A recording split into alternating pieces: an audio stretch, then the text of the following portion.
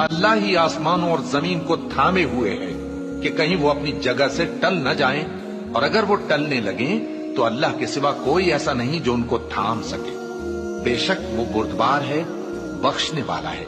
और ये अल्लाह की बड़ी बड़ी कस्में खाते हैं कि अगर इनके पास कोई खबरदार करने वाला आए तो ये हर एक उम्मत से बढ़कर हिदायत पर हूं, मगर जब इनके पास खबरदार करने वाला आया तो उससे इनको नफरत ही बढ़ी। यानी इन्होंने मुल्क में गुरूर करना और बुरी चाल चलना इख्तियार किया, और बुरी चाल का वबाल उसके चलने वाले ही पर पड़ता है। ये तो पहले लोगों की रविश के सिवा और किसी चीज के मुंतजिर नहीं, सो तुम अल्लाह की आदत में हरगिज तब्दीली न पाओगे और न अल्लाह के तरीके में कोई तगय्युर देखोगे। क्या इन्होंने जमीन में सैर नहीं की ताकि देखते कि जो लोग इनसे पहले थे उनका अंजाम क्या हुआ, हालांकि वो इनसे कुव्वत में बहुत ज्यादा थे।